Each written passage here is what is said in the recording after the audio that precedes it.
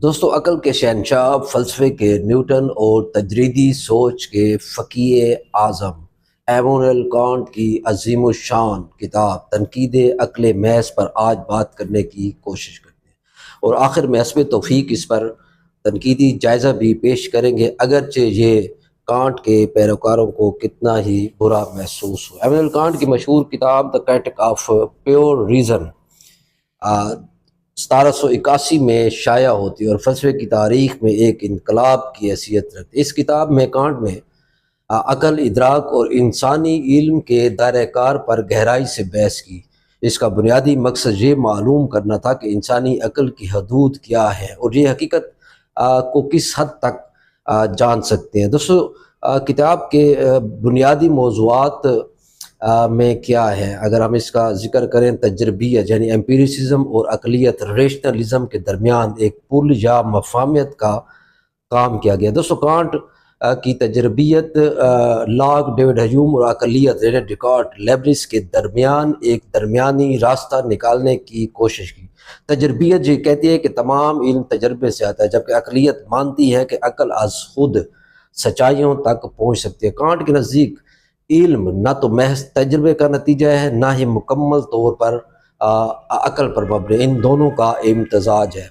قبل تجربی علم جسے کانٹ اے پرائیوری نالج کہتا ہے، اور بعد تجربی علم جس کو وہ پوسٹ پریوری نالج کہتا ہے۔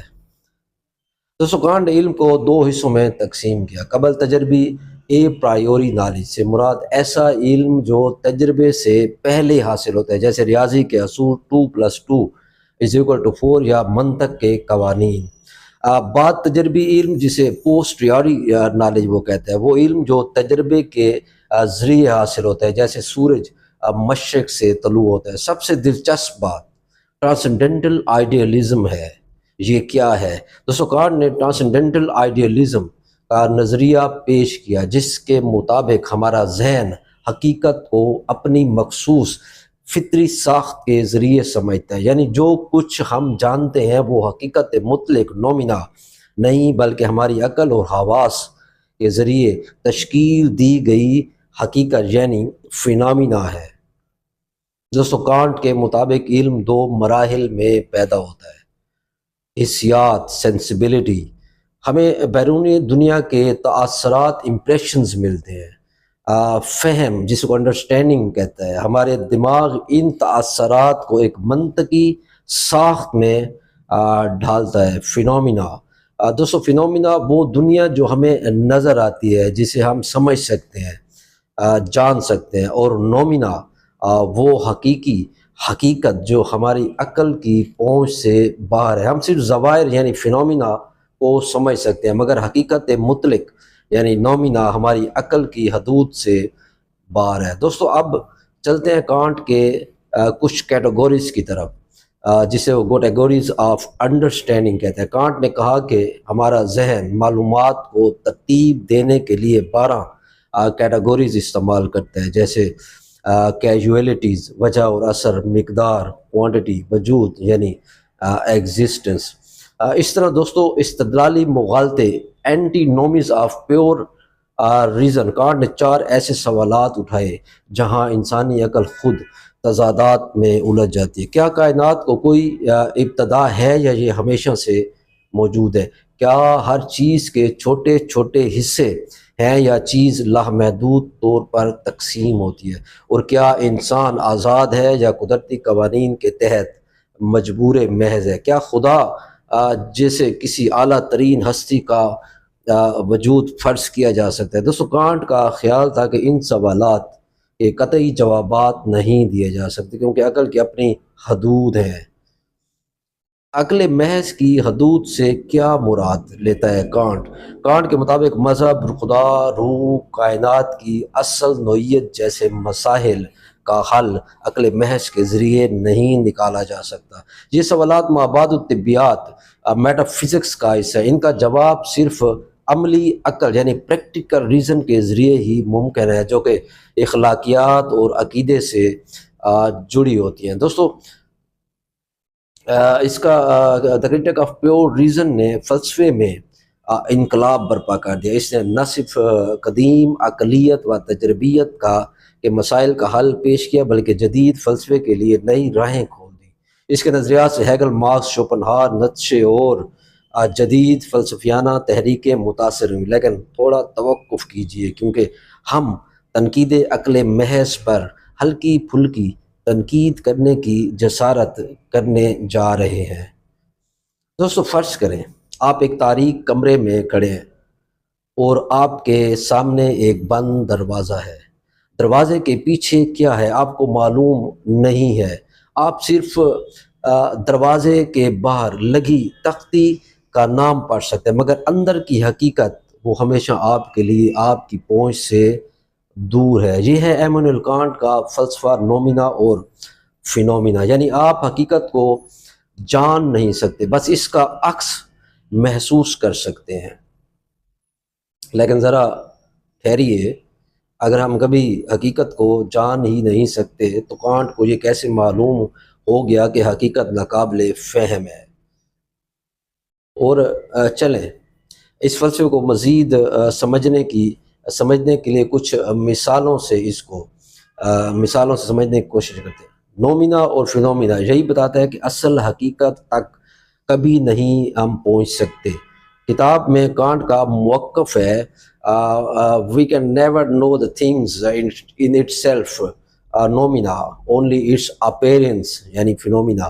دوستو، یہ اس فرض کریں کہ آپ ایک ریسٹوران میں بیٹھے ہوں، کھانے کا آرڈر دیتے ہیں، ویٹر کھانے کی تصویر کا مینو آپ کے سامنے رکھتا ہے اور آپ خوش ہو کر اس تصویر کو کہہ دیتے ہیں کہ واہ کیا مزیدار کھانا بنا ہے۔ مگر سوال یہ ہے کہ کیا تصویر کو دیکھ کر آپ اصل کھانے کا ذائقہ معلوم کر سکتے ہیں؟ کیا آپ اس کی مہک، گرمی یا اس کی ذائقے کو آپ محسوس کرتے ہیں؟ یقیناً نہیں، آپ صرف تصویر دیکھ رہے ہیں، مگر کھانے کا اصل ذائقہ نومینا کی طرح آپ کے لیے پوشیدہ ہے۔ کانٹ کے فلسفے کے مطابق آپ دنیا کو ایک بڑے مینیو کارڈ کی طرح دیکھ رہے ہیں، جہاں آپ کو صرف تصاویر نظر آتی ہیں مگر اصل حقیقت کا تجربہ نہیں ہو سکتا۔ لیکن یہاں ایک اور مسئلہ ہے، اگر ہم نومینا اصل حقیقت کو جان ہی نہیں سکتے تو پھر یہ کیسے معلوم ہوا کہ یہ چیزیں وجود بھی رکھتی ہیں؟ اگر میں کھانے کی تصویر دیکھ کر کہوں کہ یہ کھانے کا عکس ہے تو اس کا مطلب یہ ہے کہ کہیں نہ کہیں اصل حقیقت موجود ہے، تب بھی اس کا عکس وجود میں آیا۔ تو پھر کانٹ کے فلسفے میں اصل حقیقت کا انکار کرنے کا جواز کیا ہے؟ یہی تضاد ہے جو ہیگل اور مارکس کے کانٹ پر تنقید کرتے ہوئے انہوں نے واضح کیا۔ حقیقت کو ناقابل فہم کہنا خود میں ایک غیر منطقی مفروضہ ہے۔ آگے جا کر کہتا ہے کہ human reason has limits, it can not answer questions beyond its frame work. دوستو، اس کا مطلب کیا ہے؟ ایک مثال سے سمجھتے ہیں۔ فرض کیجئے ایک بچہ ہے، ایک بڑا سوال پوچھتا ہے اور اس کو یہ کہہ کر ٹال دیا جاتا ہے کہ کیونکہ یہ آپ کے ذہن میں نہیں آئے گا لہٰذا آپ اس کو نہیں سمجھ سکتے۔ تو کیا یہ جو ہم جواب اس کو دے رہے ہیں کیا یہ صحیح ہوگا؟ بالکل نہیں۔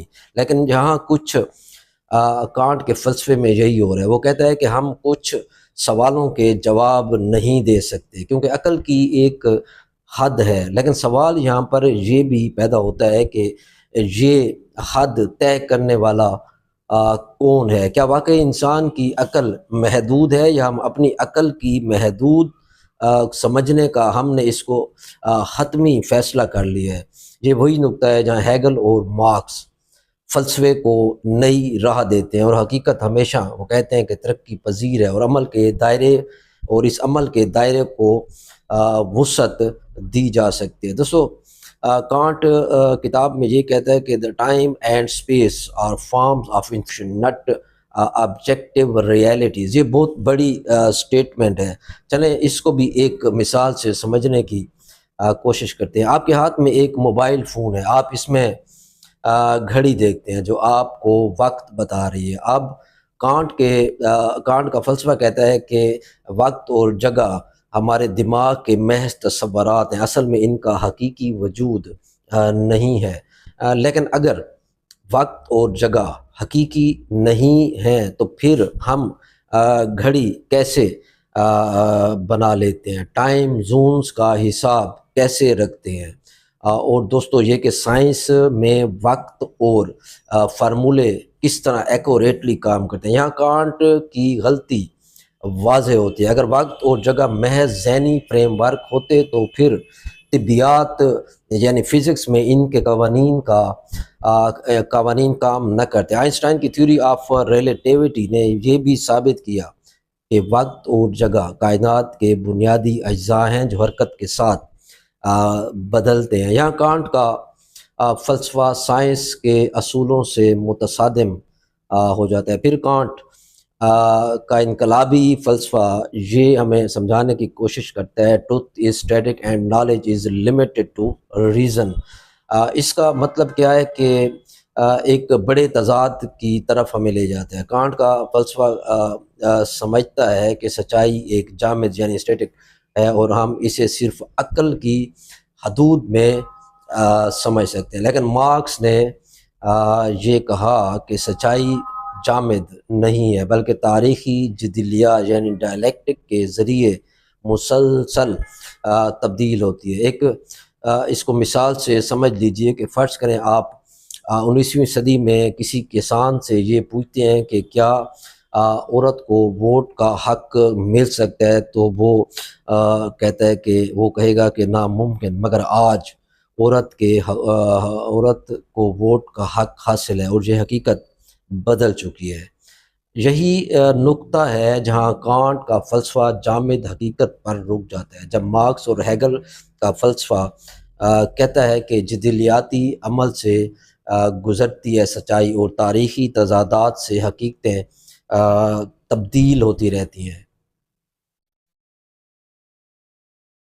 تو کانٹ کا فلسفہ ایک طرف عقل کی طاقت کو تسلیم کرتا ہے مگر دوسری طرف اسے محدود بھی کر دیتا ہے۔ اگر آپ کانٹ کو مانیں تو حقیقت ہمیشہ آپ کی پہنچ سے باہر رہنے والی ہے، اور اگر آپ ہیگل اور مارکس کو تسلیم کریں تو حقیقت ایک ارتقائی عمل ہے جسے ہم سمجھ سکتے ہیں اور اس کی مدد سے اس دنیا کو بدل سکتے ہیں۔ اب آپ کے سامنے دو ہی راستے ہیں، یا تو حقیقت کو ناقابل فہم مان کر فلسفے کو تجریدی بھول بھلائیوں میں ڈال دیں، یا حقیقت کو مسلسل ترقی پذیر مان کر اسے بہتر سمجھنے کی کوشش کریں اور عملی فلسفے کے ذریعے اس دنیا کو بدلنے کی کوشش کریں اور عملی جدوجہد پر یقین رکھیں۔ بہت شکریہ۔